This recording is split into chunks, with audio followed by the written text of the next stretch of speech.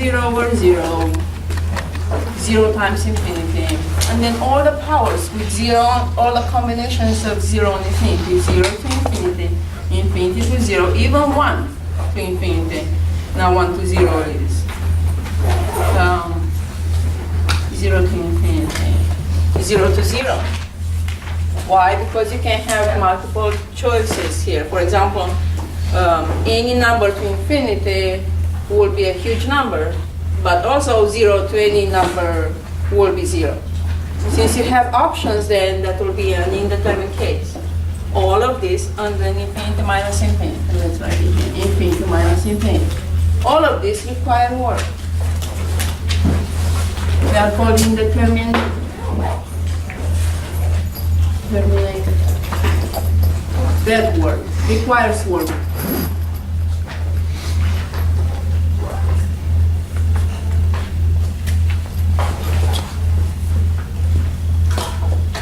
Even when you have infinity over 0, requires some work. Aside from this, you don't know how to solve anything else. Yeah, so what work would you do here? Infinity minus infinity. What do you try to do to solve that one? We see which one is dominant. What? We see which one is dominant. But if you don't know, because I realize that you don't know even the graph of ln, how can you know which one is dominant when you have a ln of x, you have e to x squared plus 1? What do you try to do? You're trying to make it a fraction? Yeah, so of course factoring out an infinity, yeah? So if you factor out 1 infinity, let's say the first one, you'll have 1 minus infinity over infinity. And what's this one? The what? L'Hopital. It's L'Hopital. Here, what do you do here? Yeah, so when I circle, then it will be L'Hopital. How can I? L'Hopital would be only for infinity or 0 over 0, nothing else. There is no L'Hopital for product. There is no quotient rule, which is called L'Hopital. No, L'Hopital means only the derivative of the numerator over derivative of the denominator. If you don't see a fraction, you cannot apply L'Hopital. What do you do here? 1 over infinity. You try to write it like what? 1 over infinity. 0 is 1 over, or you send this one to the denominator, yeah? So now you'll have infinity over infinity, L'Hopital. Here is already L'Hopital. This is L'Hopital. Yeah, so the circles are L'Hopital. What do you do here? All of this. What do you do when you have a function to another function? How did you take derivative of a function to another function? Do you remember how you took Move it to the front. Power rule. But this is not power rule because it's not a constant here, and this is not exponential because this is not a constant. A function to another function, there is no rule. What did we do? How did you take the derivative of this one? What did you do? You involved ln. Yeah, so you said anything like 0 infinity. Okay, how can I say? Anything like this. E to ln is like canceling out, and then you have this one. Yeah, so this is like u to another function, a function to another one. So you write this one as u to v. And why? Because now the ln of a power you can simplify by bringing the exponent in front. So now this is a product. So any function to another one, you can solve it with the help of ln. E to ln cancel out.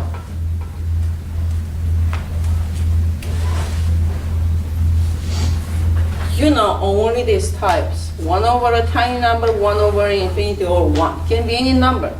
A finite number over infinity gives you 0. A finite number over 0 plus or minus gives you plus or minus infinity. Other than that, you don't know how to solve this. You cannot guess, oh, infinity times 0 is 0. Why would be 0? It can be infinity. Yeah, so when you have a difference or a product, try to bring it to a fraction that will have infinity or 0 over 0. When you have function to another function, involve ln. And then in the exam you have limit of x going to 0 with plus of ln of x over x. In order to solve this, you have to figure out which case is from here. So what do? Ln of 0 with plus will be, and you have the graph. You cannot solve limit of x going to 0 with plus of ln of x if you don't see the graph. This is it. Negative infinity. It's negative infinity. Here is ln of 1 is 0. When you approach 0 from the right, this is negative infinity. Limit of x going to 0 from the right of ln of x is negative infinity. And when you approach infinity with x, ln will be infinity. Limit of x going to infinity of ln of x is plus infinity. So this case here would be negative infinity over 0 with plus. You cannot solve this one until you bring it to a form you know. You have negative, this is not L'Hopital. This is not L'Hopital. You don't have infinity or 0 over 0. But you can write this fraction as a product like this, which is what? What is 1 over 0 plus? You're supposed to know what it is. Positive. Positive infinity. And what's this negative infinity times infinity? This is negative infinity and it's done. You don't have to apply anything. And this was in the homework. And of course, I gave you 3 attempts. And you enter either infinity or negative infinity. You guess negative infinity without knowing why it's negative infinity.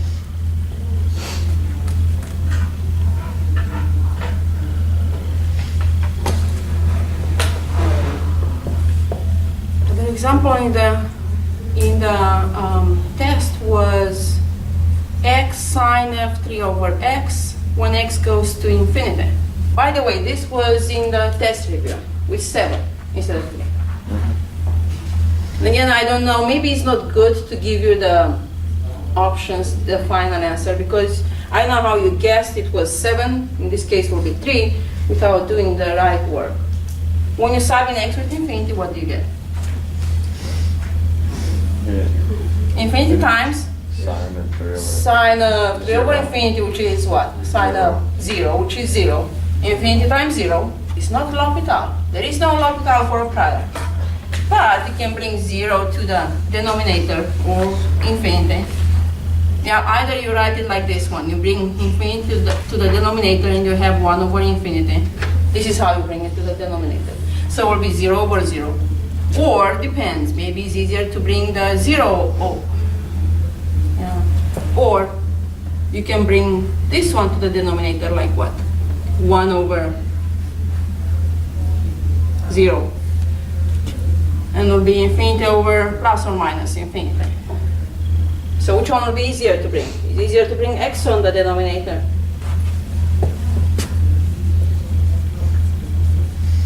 So you'll have sine of 3 over x on top and then 1 over x on the denominator. And check again. When x goes to infinity, you have sine of 0, which is 0 over 1 over infinity, 0. Now this is L'Hopital. You apply L'Hopital to this form.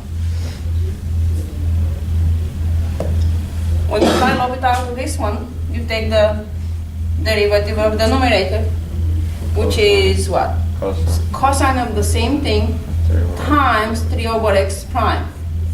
Here is 1 over x prime, which is negative 1 over x squared. This one here is what? Negative 3 over x squared. You keep 3 and then 1 over x prime. So you can simplify negative 1 over x squared with this one and you're left with 3. So in the end, this will be Cosine of 0 times. a cosine of 3 over x. When x goes to infinity, you have cos of 0, which is 1 times 3, so this is 3.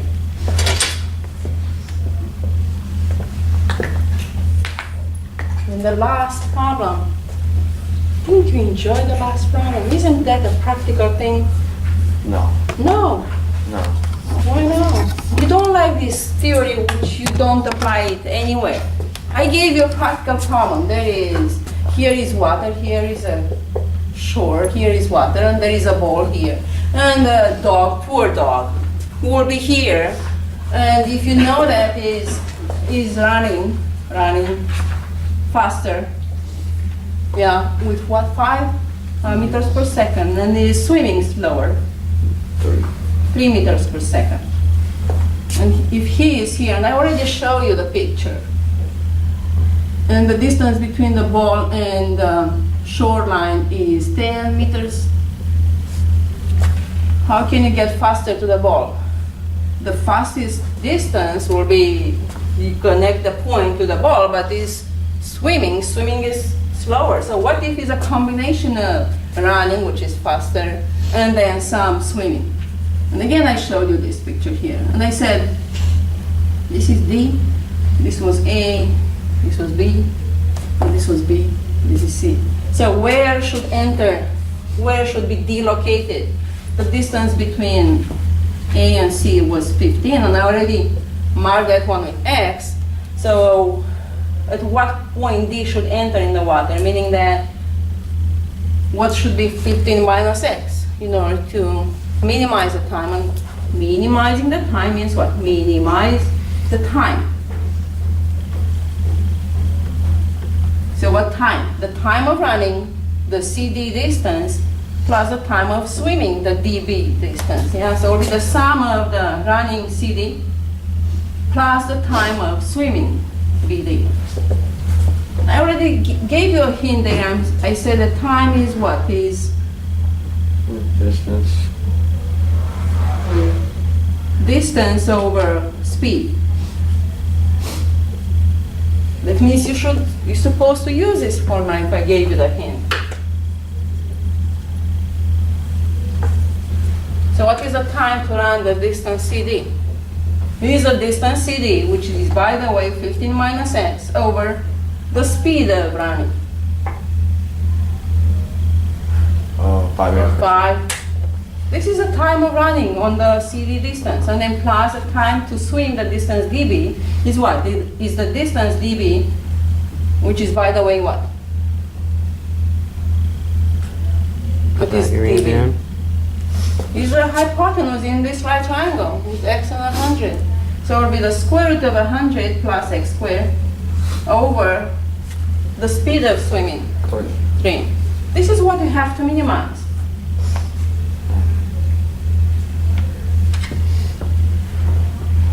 When you take the derivative of this with respect to X, then it will be negative 1 over 5. Yeah. And then plus a third is a constant, and then you have to take the derivative of the square root with respect to X. So you can write this one as a power. So then it will be chain rule on power. So it will be what? The derivative will be 1 over 2. You bring 1 over 2 in front. And then this will be to the power 1 less, so it will be negative. So it will be 100 plus X squared to the power negative 1 over 2 times this inner prime. Inner prime gives you 2X. Yeah, so this will be, if I call this f of X, this will be f prime of X. So 2 with 2, this is negative 1 over 2, that means it will be a square root on the denominator, so it will be negative 1 over 5 plus X over 3 square root of 100 plus X squared. To try to find the critical points, and then to see when it's changing the sign f prime. So from here you'll get, yeah, so when you bring to the same denominator, I'm saying you'll have what? Negative 3 square root plus 5x equals 0, because you'll have the denominator, the fraction equals 0, and the numerator is 0. So if you move this one to the right hand side, you'll have 5x is 3 square root. And you can raise the power 2, so you'll have 25x squared is equal to 3, and you have 100 plus x squared. So now this is a quadratic in x squared. And you don't have the, okay, I didn't intend to finish this one because it's already in the Weber sign. So it'll be 25 minus 3, which is 21, x squared equal 300. Hmm? 22? Why 22? 20, yeah, 22. Yeah, but I raised the power to this one and I didn't change it to 9. Here is 9. Yeah, because it's square of 3. 9. So this will be 9. Okay, then this will be what? 900, but then I have 9x squared, and I have to subtract from 25, so it will be 16. So now you can take the, so when you take the square, it will get a plus and minus, but the x cannot be a negative, so it will be only the positive one. So it will be 4x is 300, so then x will be 300 over 4, or 3 times 25? Well, Anyways, no, 30, no, 300. This is 30. The square root of 900. So it will be 30 over 4, which is 3 times. So it will be 30 over 4, which is 15 over 2, which is 7 times 5. So it's the half. 15 over 2, so it will be the half. So enter the half between the distance between the dog and A, and then you'll run, what, 100 minus 100, square root of 100 plus x squared. But this was the most important to establish. Minimize the time. What time? Time is the distance over speed. And then in the multiple choice, how do you find the extreme values? Look at prime equals 0. Because in the first multiple choice here, in the first multiple choice was something like which function has, if f prime equals 0, which function has a local maximum at 0. And you had x to 4, you had negative x to 4, x cubed. Either you know the graphs of this, you know x to 4 is like a parabola, so at 0 is a local minimum. This one is a parabola facing down, so it will be local maximum. This one here is an inflection point, so the graphs will be like this. This one is negative, here is 0. And then this one here is like this. All of them have f prime equals 0. But this is an inflection point because f prime does not change the signs from plus to minus or negative to positive. So extreme values is not f prime equals 0, but it's when f prime changes signs. And then the inflection point. It's not enough to say f double prime equals 0 because I gave an example, x to 6, which is the same as parabola at 0 here, x to 6, has f double prime equals 0, and this is not an inflection point. Inflection means changing the concavity. So again, f double prime changes signs.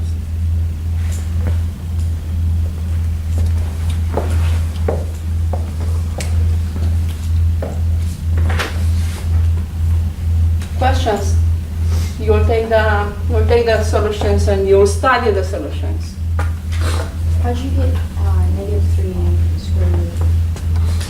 Because I have a negative here. Common denominator. How'd you get the equation below that? Common denominator. And then, Yeah, so you have to multiply and divide with this one here, and multiply and divide this one with 5.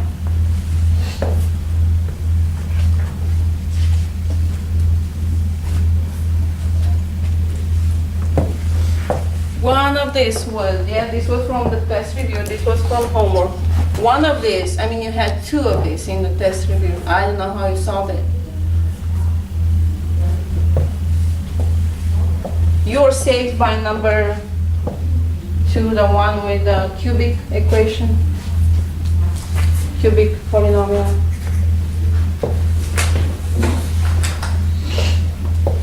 Other questions?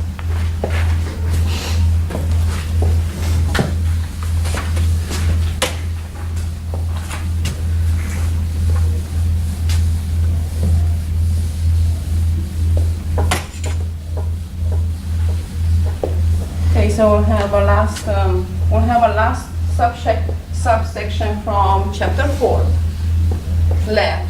That will be an introduction of chapter 5. Chapter 5 are integrations, is the integrations. Integration means the inverse process of differentiation.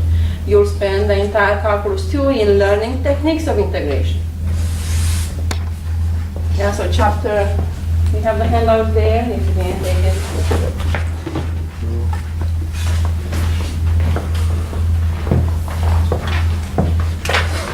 So this is the last from chapter 4, which is 4.9, antiderivative.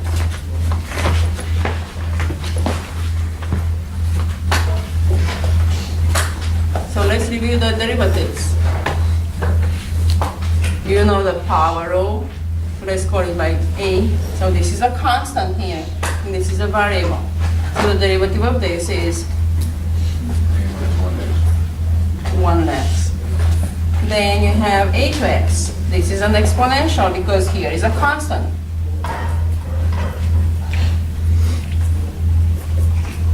What is the derivative of a to x?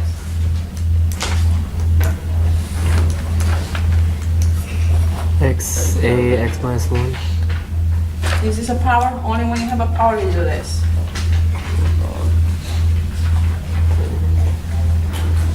The exponential is the only one that stays the same when you differentiate it, so you will have for sure a to x, and then ln of a. When is e to x, you have e to x, ln of a is 1, but this is the most general case of the exponential. This is power, this is exponential. Exponential doesn't need to have here e, it can have any number.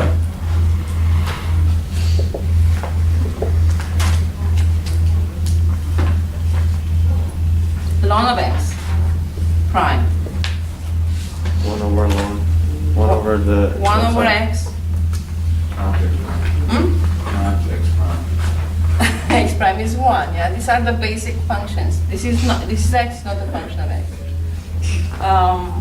Sine of x and cos of x.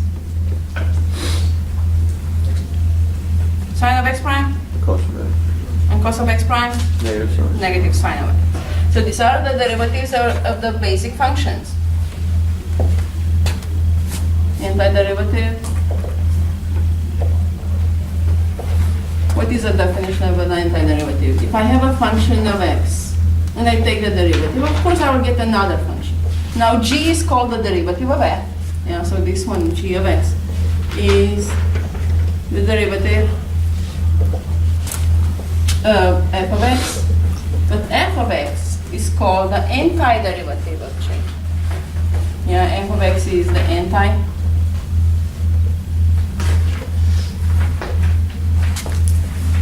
Of g of x. Yeah, so x to a will be the antiderivative of this one here. Yeah, so x to a is the antiderivative. Okay, the antiderivative. When we have a sign, for the derivative, this apostrophe or d dx. For antiderivative, we have an elongated s, and you'll see y is s.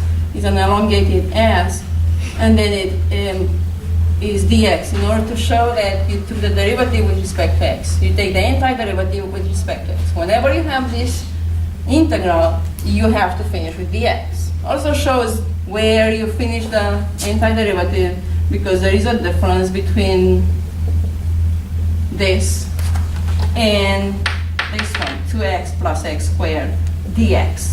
Shows that this is inside the integral. Here, only 2x is inside the integral. Yeah, so then what will be the integral, the antiderivative of x to a dx? Means which function prime gives you x to a? Look here, this is the antiderivative of x to a minus 1.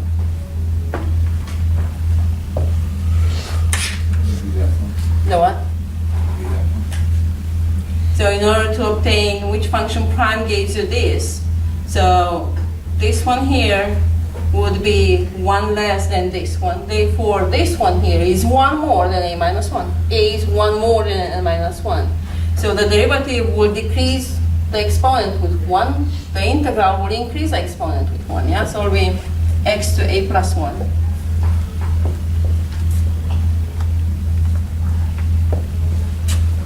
So if I look at exactly that one, I will say integral of a x to a minus 1 dx is x to a. X to a is the antiderivative of the right hand side. Yeah, so to obtain the integral of this one, I have to increase the exponent with 1. A is 1 more of a minus 1. What else do I have to do? I don't have this a. What do I do? Divide by a. Or, yeah, so then integral of x to a minus 1 dx is you divide by a. So you divide by the same exponent you obtain. So here is 1 more than the integral. the integrand divided by the same exponent. Okay, why did I say this? Yeah, so x to a here, let's take to x to a. X to a prime is, or x squared, x cubed. Yeah, it's 3x squared. I can obtain 3x squared from any combination of x cubed plus any constant. Plus 7 minus e prime. I obtain the same 3x squared, yeah, because the derivative of any constant is 0. So there is not a unique, all of these are antiderivatives. X cubed plus 7, x cubed minus e, x cubed plus any constant is the general antiderivative of 3x squared. So there is not a unique antiderivative. There are infinitely many up to a constant. So when you take the integral of a power, you increase the power and divide by the new exponent. What would be the antiderivative of a to x dx? A to x plus 1. A to x plus 1? Okay, what's this one? This is an exponential. Which function prime gave me a to x? A to x. From a to x, but then also I have to take care of this one here. When I differentiate, this one gives me a ln of a. So I'll have to divide by ln of a. And now check. When you take the derivative of this one, this is a constant, so you keep the constant. Yeah. How do you check here? You take the derivative of a to x over ln of a prime. This is a constant, so you keep it. And then you take the derivative of a to x, which is A to x. a to x. That's it. Times ln of a. Times ln of a. So here, when you take the derivative, you multiply with ln of a. When you take the integral, you divide by ln of a. This is how you check to see if you obtain the correct antiderivative. What else?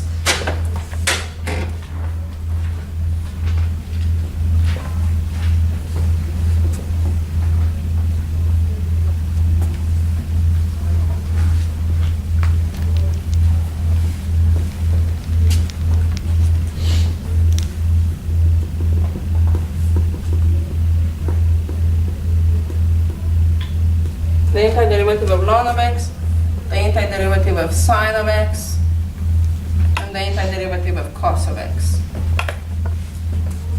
Which function prime gives you ln of x? 1 of x. 1 over x plus any constant. Which function prime gives you sine of x? Cos. Cos of x? Negative cos of x. Isn't cos prime is negative sine? Okay, so something is not. And which function prime gives you cos of x? Sine. Sine of x.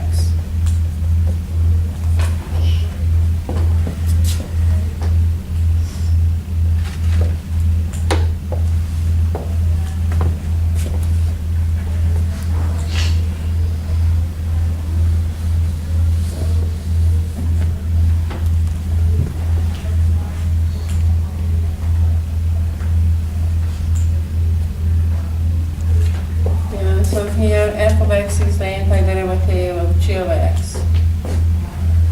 So you write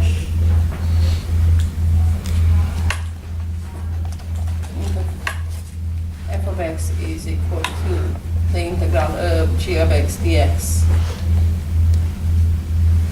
Because f prime of x is equal to g of x. Yeah, so when you take the derivative of this one, it's like taking the derivative of an integral. When you take the derivative of an antiderivative, you're left with g of x.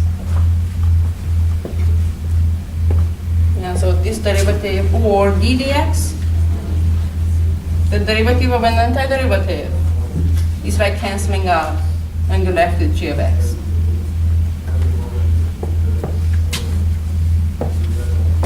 So these are the antiderivative now, you know, because you know the derivative of the basic functions. You see here, I didn't say what is the the antiderivatives for product rule, quotient rule, chain rule. Product rule, we'll learn it this by the end of this semester. Chain rule a little bit, but then chain rule, not chain rule. Chain rule, we'll learn it a little bit, but then you'll continue in calculus to finding techniques to solve the product rule here. F prime G plus FG prime. So I didn't give you what is the antiderivative of this. I gave you only the antiderivative of the basic functions. And then f over g, and then f of g of x prime. This is chain rule. F prime evaluated in g times g prime of x. For example, number 1. Number 1, find the general antiderivative. So you can see that it's not a unique, yes. Did you show the proof for the antiderivative of ln x? No, but this here. You just read it the other way, yeah. So you see here, f prime is equal to g. F is the antiderivative of g, yeah. So this one under the prime is the integral of the right-hand side, yeah. So then ln of x, okay, will be the integral of 1 over x. A to x. Yeah, so when you have this one, so then f of x will be the integral of g of x. Thank you. That is a, yeah, so this one, ln of x is the integral of 1 over x. A to x is the integral of this. Yeah, so ln of x here. Yeah, so ln of x is the integral of, so ln of x here is the integral of 1 over x dx. Is it?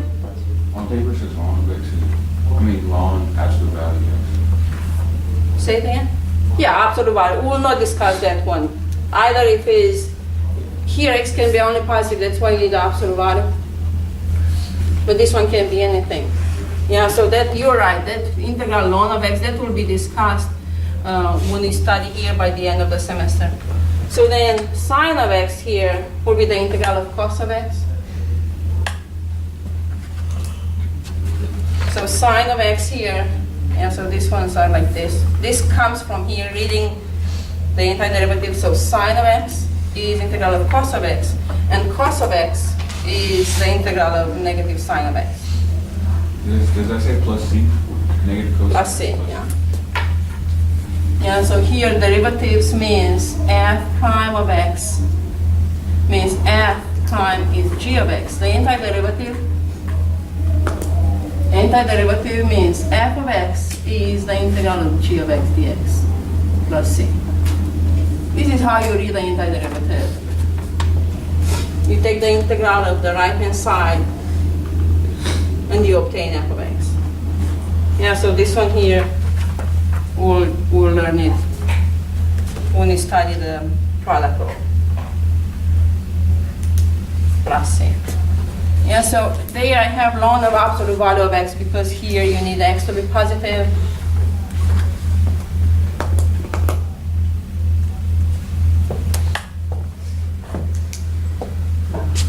Yeah, so in number 1, find the antiderivative of this. F of x is 4x plus 7. So the general antiderivative is asking for what? That derivative that includes c. General antiderivative of f of x. So it's what? How do you write the antiderivative of a function? The integral of f of x dx, which is the integral of 4x plus 7, all of this. So how do I obtain 4x from differentiating?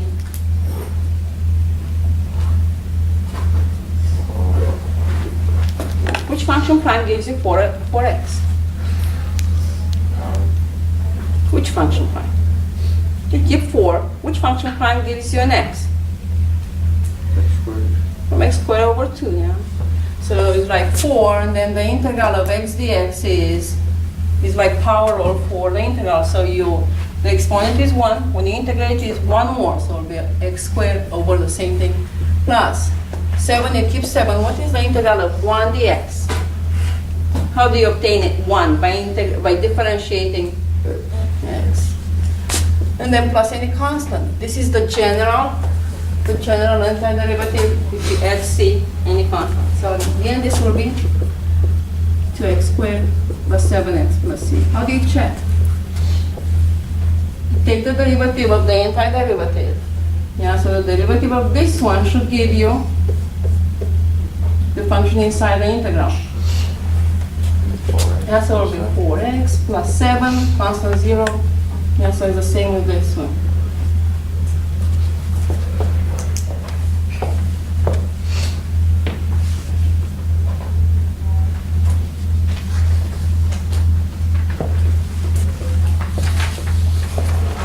What is the antiderivative of e squared dx? E squared is a constant, so you keep the constant. And then you have to integrate 1 dx. You obtain 1 by differentiating x. Yeah, so it will be e squared x plus any constant. Check this one by taking the derivative. The derivative of e squared x is e squared, c prime is 0. Number 4. Find f such that f prime of x is 8x cubed plus 5 and f of 1 is 10. I have infinite many f of x such that the derivative is this one. I have infinite many because they are up to a constant. But I need that function such that f of 1 is 10. So how do I find that? On the antiderivative. You take the integral of f prime because the integral of f prime is like canceling out. So it'll be 8x cubed plus 5 dx.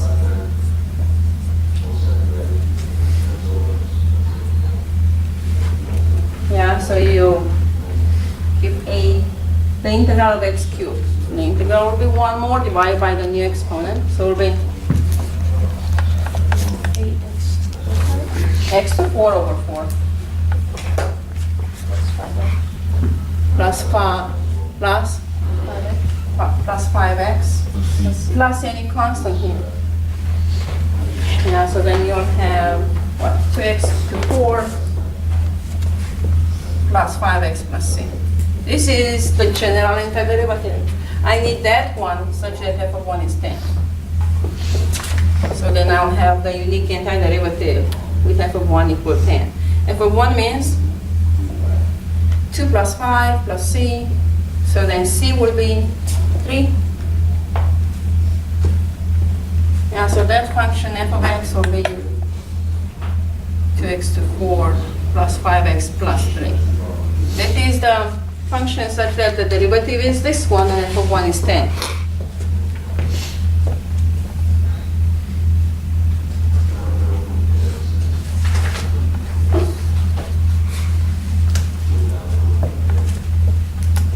How you do number 3.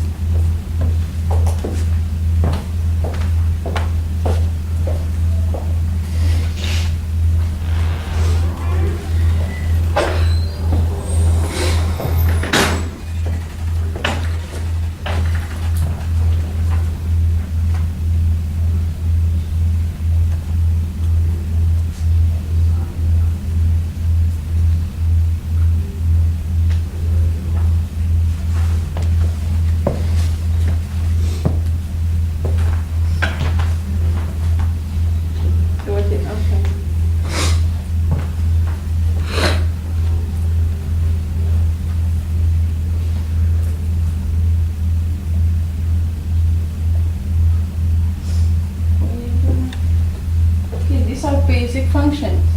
All the formulas are there.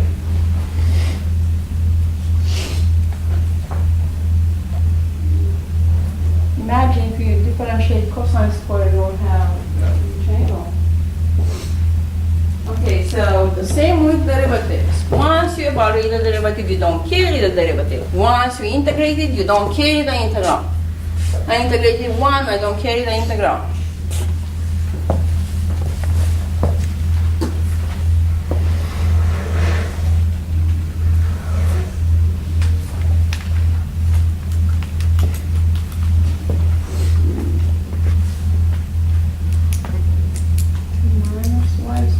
Is it 2 times minus or is 2 minus? Okay, that's different, Yeah. much different. But you still didn't evaluate this one, so carry the integral for that particular one, because you didn't evaluate, or you did now. This is exactly the same with this one, but you didn't evaluate it.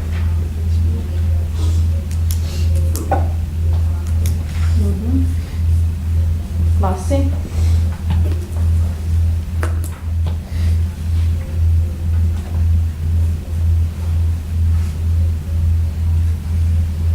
dx, you'll have a problem in calculus too when you'll have an integral, you'll have double integral, one with respect to dx, one with respect to y. So get used to carry the dx here.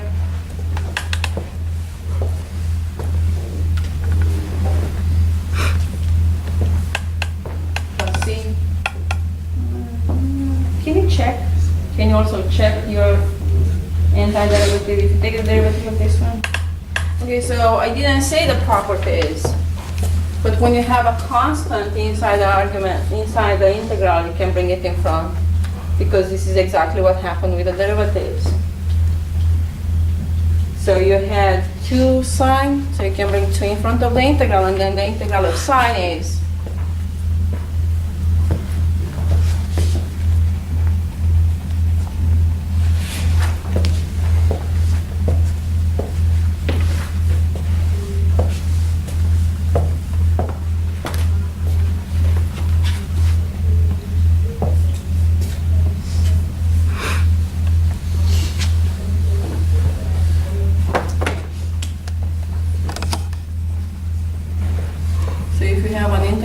constant times a function dx. You can bring the constant in front and take the antiderivative of f of x. What if there's more than one constant? Where will be more than one? You have a single coefficient. This is a constant coefficient.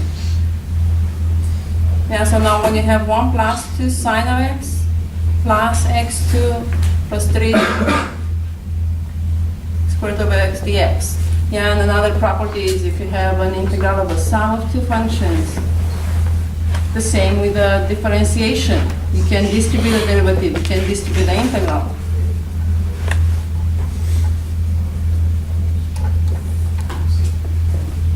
So you'll say integral of 1 dx plus, now you have the integral of 2 sine of x. 2 is a coefficient, you can bring it in front and find the antiderivative of sine of x. The same with 3. So you refer to this more than 1. And this is the antiderivative of a power, x to 1 over 2 dx. Which function prime gives you 1 is x. You don't write plus c because in the end all of those constants of integration will end up with 1. So add it to the last one. Yeah, so this will be x plus a constant, then plus 2, the integral of sine of x. Which function prime gives you sine? Negative cosine. And it's not negative cosine like this because it's not 2 minus, it's 2 times, so it's like this. And then plus 3, and this is the integral of a power. When you integrate, you end up with an exponent 1 more, so 1 over 2 plus 1. And so we 3 over 2 over the same thing, plus c.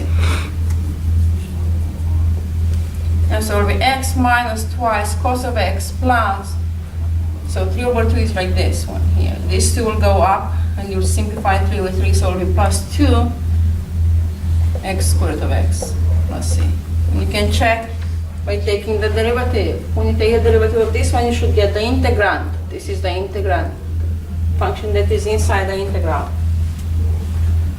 X prime is 1, 2, you keep 2. The derivative of cos is negative sine, so it will be sine here. And then this one here, you treat it as x to 3 over 2.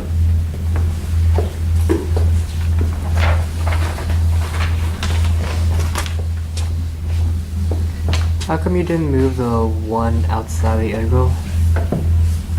But it's the same thing, yeah? The integral of dx. You write the integral of the derivative, you left with x. Yeah, but it's the same thing. Yeah, so the integral of dx is x plus c. You write the integral of a derivative, you left with. Okay, so what was the meaning of the derivative? Do you remember the meaning of the derivative? The tangent line. Slope? The slope? Where'd you 1 over 3? How did I get 1 over 3? Oh, no. The slope of the tangent line. We have no meaning for the antiderivative.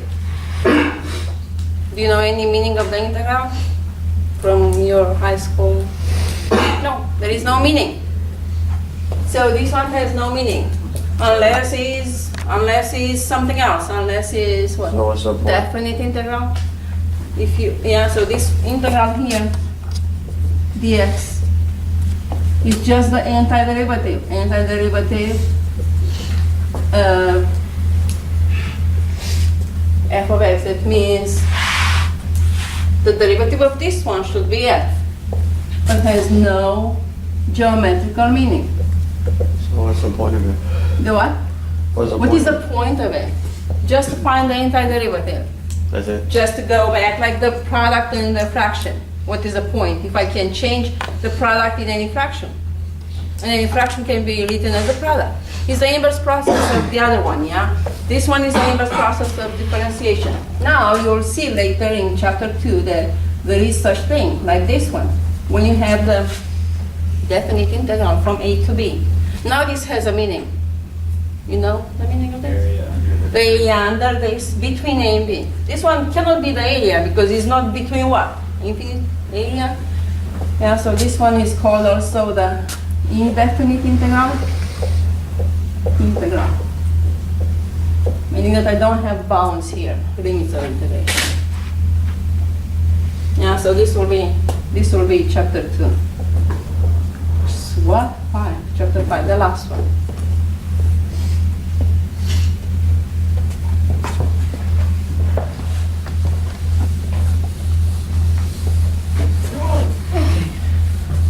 Chapter 5.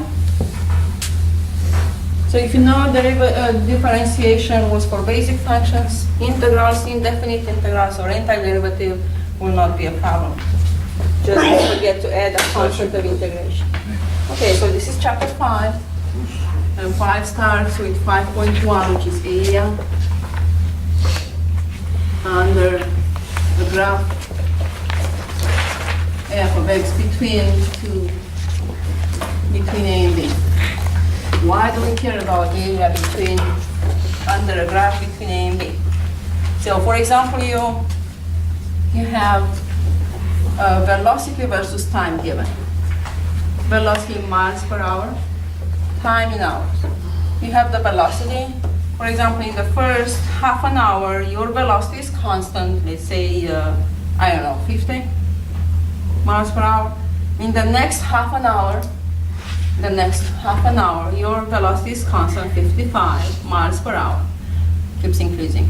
In the next half an hour, between 1 and 1.5, your velocity is a little bit high, like this. Can you find the distance traveled in the first half an hour? Okay, 2 hours. Let's say it's again 55 here. If you have velocity given as a function of time, can you find the distance traveled? Total distance. In the first 2 hours. 2 hours, first 2 hours. Yeah. What distance did you travel in the first half an hour? 50. 50? 25. Oh, shit. Velocity is distance over time.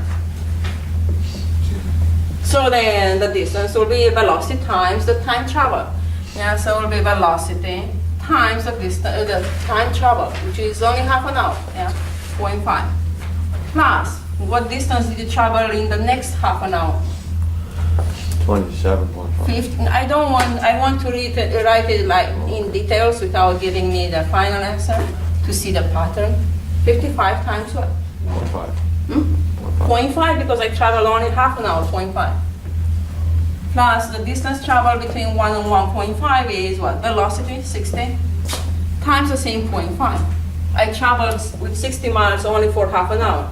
And then in the last half an hour will be what? The same 55 times 0.5. What is the graphical meaning of this? Sum of these products. What is this one here? Oh, it's 50 times, okay, 50, this is 50, the height times 0.5. So do what? 25. 25. No, I don't need the answer. What is the meaning of this product on this figure? The area. This is a rectangle with 0.5 and the height 50. So this is the area of this. So this will be the area of the first rectangle. What is 55 times 0.5? 55 is this height, 0.5 is this width, so it will be the area of this one. And the same for the remaining.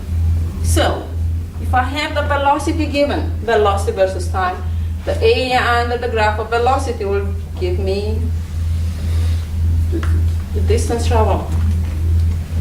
So this here is the area under velocity between A and B, between 2 points. What do we know about the velocity, distance, and time? Velocity is the distance prime. This is how we started. We had the distance versus time, and we found the velocity by taking the derivative, slope of the tangent line. So this is the relationship. Velocity is the distance derivative. Velocity is the derivative with respect to time of the distance, d. Okay, so the same d here. So now if I want to find the distance having velocity, will be the area under velocity between 2 points, between A and B. I cannot find the area under a graph if I don't specify left and right bounds.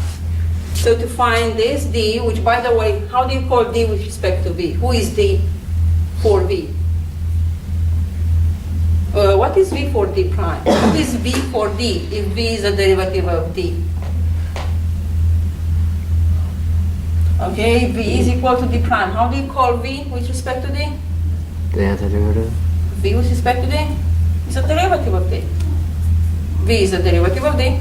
Who will be D with respect to D? Antiderivative. So this is how you obtain the antiderivative. The antiderivative is the area under the graph. V is a derivative.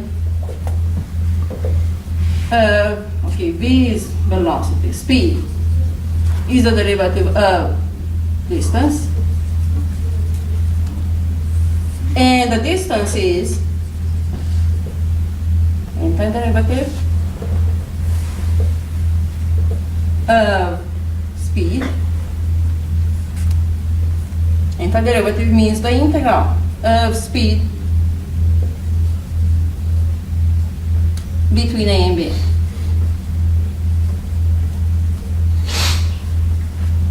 So there is a way to find the antiderivative. D is the antiderivative of V between A and B. So the antiderivative has something to do with the area under the graph. This is how we'll end up here. This is the antiderivative of the function f, which is the area between A and B. Yeah, so this is, now the meaning is, the area under f between A and B. So it's easy to find the area under a graph when the graph is like stepwise. You have here nice rectangles, but the velocity is not going in steps. You cannot jump from 50 to 55 without going through like some rounds here like this. So then let's find a way to evaluate the area under every type of graph. So if we have any function, and I will take the simple one here, line between A and B here. And I have this function here. This is f of x. How do I find the area under the graph of f between A and B? Area under f between A and B.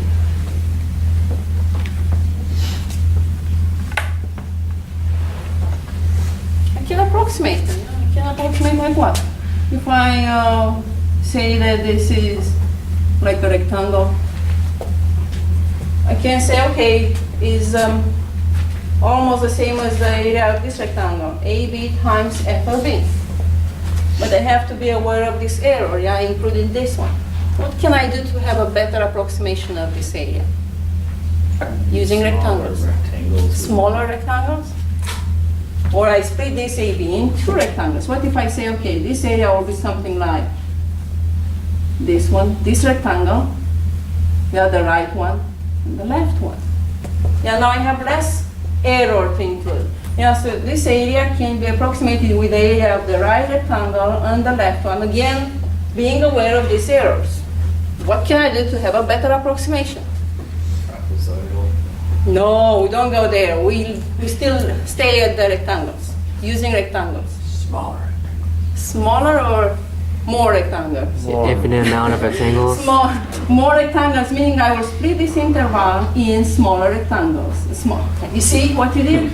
In more rectangles. And so then I will end up approximating with this, and these errors will keep decreasing. So to have a better approximation, I have to take as many rectangles as possible. How many? Infinitely many. And so then I will add all of those. Yeah, so I'll take infinitely many to show that they are infinitely many. I will say, oh, what? I will say that I will take n, and then I will take the limit of n down to infinity, n being the number of rectangles. So now this is, so how would I add the sum of all rectangles if this is what? I will have a couple of points here. Let's say this is x1, this is x2, x3, up to, and I have n rectangles. Yeah, so it will be the height, so it will be f of x1, will be, okay. So we're going to do that for each triangle? Yes, we'll do it For for each each triangle, and I have n rectangles. And then I will take n large enough. I will take 100, 1,000, and then I will take infinitely many, limit of n down to infinity. So what will be the area of the first rectangle, which is this one? This is the first rectangle, second up to the n. This will be the n rectangle. If I call the first point after A will be x1. The second point after A will be x2. And these widths are equally, the points are equally spaced. And so the area of the first rectangle will be the height, which is f of x1 times the width. What will be the width? If I call it delta x here. I split the interval between A and B and n equally spaced points. So What will be the length? b minus a divided by Will n be the length of the interval, which is b minus a, divided by n. divided by how many points I chose. Yeah. So this is for the first rectangle. What will be the area of the second rectangle? Same thing. F of x1? X times F of x2 times delta x. Delta x will be the same, f of x2. So I will have n subintervals, delta x, f of xn. You see delta x is common, so I can, yes, limit of n going to infinity, I can factor out delta x. And I will have f of x1 plus on f of xn. Now instead of writing these dots, this has a shortcut. These are sums of n terms. Sum, I will use the sigma, capital sigma, and then I have to specify that the first term of the sum is f of x1. And so then I will say f of x1, f of xn. So it will be f of x sub I where here I specify the first term and here will be the last term. So what should be I in order to recover the first term? What? A. No, it is f of x1, f of x2, up to f of xn. And I gave the changing index 1 up to n, I call it I. So to recover the first term, I should be 1. When I is 1, I have f of x1, which is the first term. And what is the last term? N. So this is a shortcut to write a sum of n terms of this type. When I is 1, you'll get the first term, and when I is n, will be the last one. Yeah, so this limit can be written now nicely, like this one. Delta x depends on n, so it should be inside. Yeah, so it will be the sum of I equal 1 to n of delta x f of xi.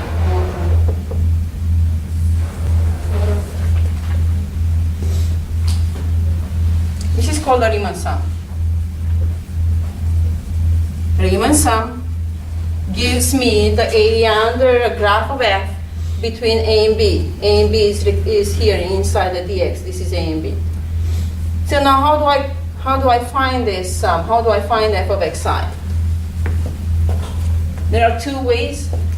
Either I use for the first rectangle, I can use the height being the right hand point, not a. Yeah, so it'll be the height is given by the point at the distance delta x from a, so that will be the right hand point. So I have two ways of the right hand point, which is this figure. Yeah, instead of using, yeah, so I can choose to create the first rectangle based on the height of the first point. Yeah, so the height is given by the first point. Yeah, so that will be x1. The height of the second one will be given by this point here. So this will be x2, and so on. The difference between the right hand point and the left hand point will be the rectangles for the right hand point will be above the graph. Yeah, so I'll overestimate the area if the function is increasing. Can you tell me the difference? What will happen if I use the left hand point, the blue ones? Yeah, because here when I add this area, the blue ones, I miss this area, yeah? So it'll be underestimation. However, when you take the limit of n going to infinity, you'll get the same area. Sometimes it's easier to work with the right hand point, sometimes it's easier with the left hand point. So let's write the formulas for this. So delta x will be the same. Yeah, delta x will be, I need to fill out here. Delta x will be the same for both. You take the length of the interval, divide by n, right and here left.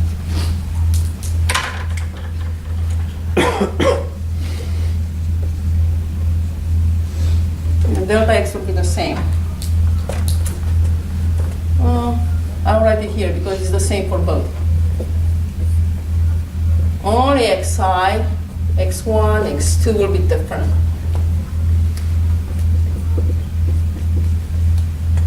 For the right hand point is the black one, yeah? So the first rectangle height is given by the first point at the distance delta x from a. Yeah, so that will be x1, will be a plus delta x. What will be x2? This point here. How many delta x's from the beginning? One. How many delta x's from the beginning of the interval? Oh, 2, yeah, 1. So it'll be a plus twice delta x. X3 will be this one, will be the 3 delta x's from a. So can you tell me in general, this will be like xi in general because I need it to fill out here. In general, what will be the I point, I rectangle? Can you see the pattern? A 1 plus here. I delta x. Yeah, so the coefficient in front of delta x is the same with the index, a plus I delta x. Then for the xn will be a plus n delta x. But this will be the general. For the right hand point, the coefficient in front of delta x is the same with the index. Let's see for the left hand point.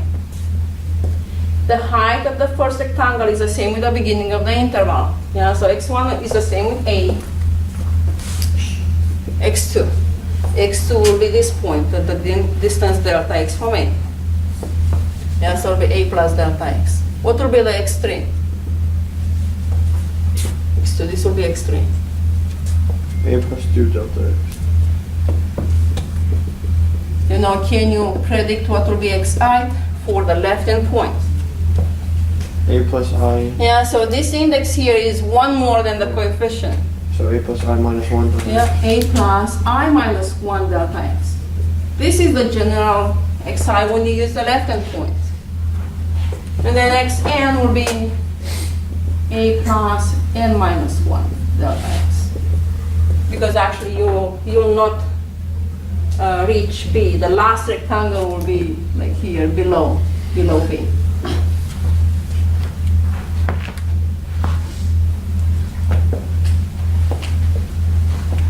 So when you have to find the area under a graph, decide either left or right hand points. And then you sub in here in the delta x will be b minus a over n. B is the end of the interval, a is the beginning of the interval. You already have the function given. And then you have to decide who will be xi. Is it right or left hand point? You'll have to evaluate, what do you do with this limit of a sum of n terms? You'll have first to evaluate the sum until you obtain a function of n, and then take the limit. So let's take an example.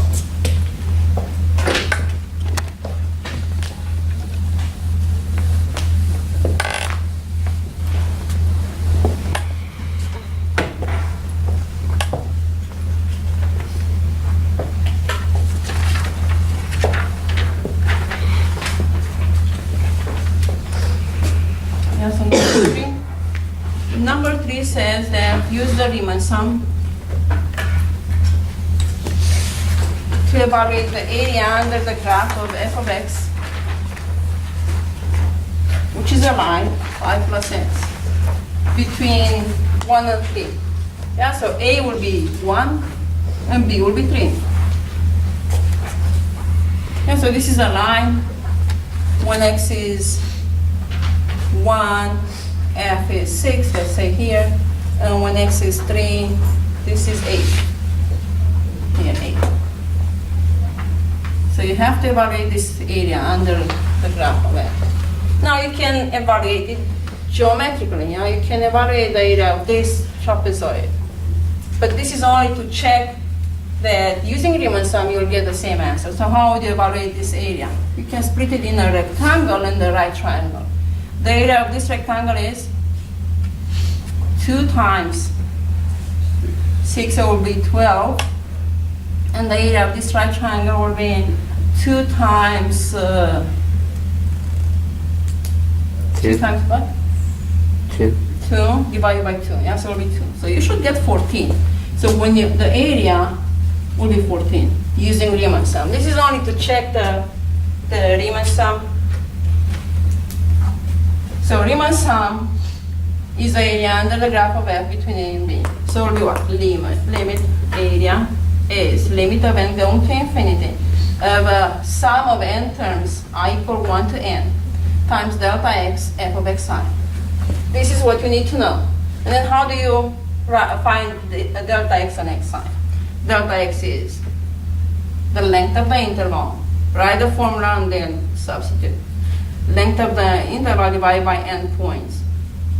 B minus a is the length of the interval between 1 and 3 is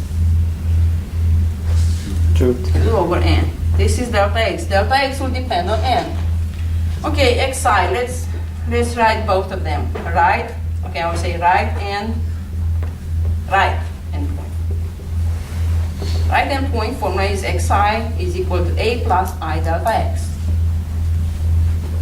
which is a is 1 plus I times delta xi evaluated is 2 over n. Yeah, so xi is 1 plus 2i over n. What is the left? If I use the left hand point, the formula. The difference will be here 1 minus I minus 1, so it will be a plus I minus 1 delta x, which is 1 plus 2i minus 1 over n. So your xi's depends on I and n. So let's write the right one.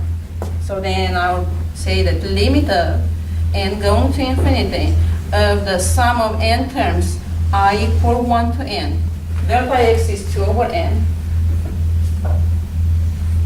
And f of xi and f of and xi is 1 plus 2i over n. This is the Riemann sum for the right-hand point. The only thing I need to do here is to evaluate f in 1 plus I over n. What is f of x? What is f of x? Who is f of x? Who is this f?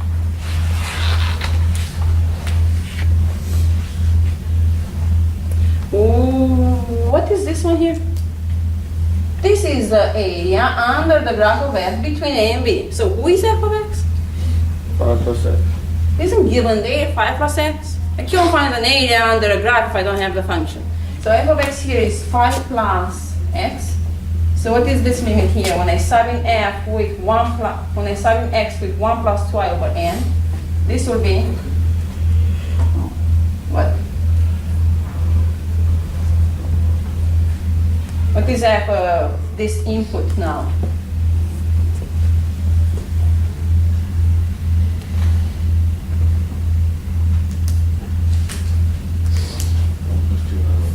Instead of x, I have this input, 1 plus 2i over n. So it will be what? 5 plus 1 plus 2i over n.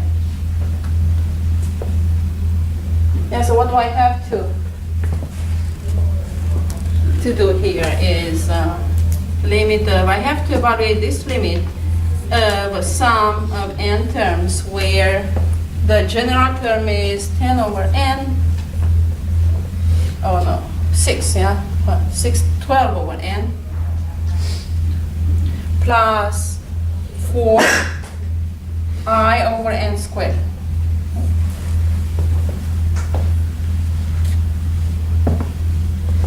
So the next step is to be able to write this sum of n terms as a function of n, and then evaluate the limit.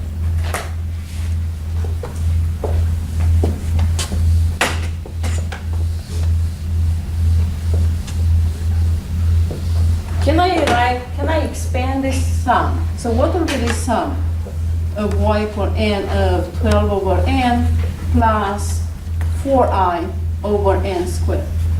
Can I recover? Yeah, so this will be a sum of n terms. What will be the first term of the sum?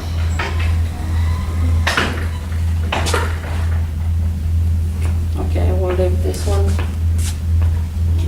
Can I write only the first term? How do you recover the first term? For I equal 1, you will get the first term. So here will be the I equal 1. So substitute I equal 1 and you'll have the first term. I don't have any I, so I write it here, 12 over n plus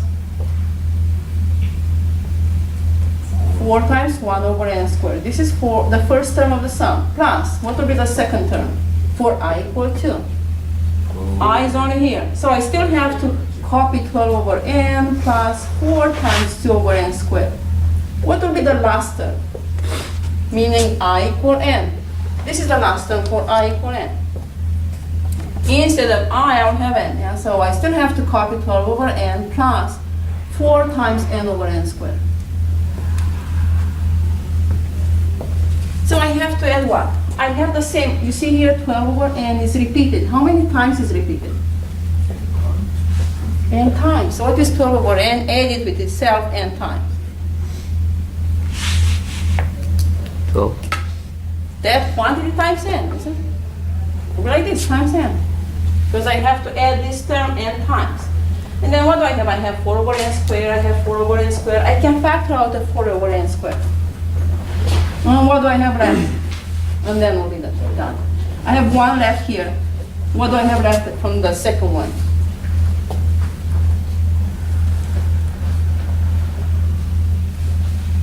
Do you see this one here? I'm looking at the square terms now. I have 4 over n squared repeated. I factor out 4 over n squared. What do I have left? 2. The second will be 2, and so on. And the last term will be n. And you have the formula for this one and we'll see why the formula. Yeah, so the sum of the first n consecutive terms will be given. The sum of the first n squares, the formulas will be given. We'll see why the formula is this one here. So once I manage to write it, I go back to the limit. And we'll continue next time.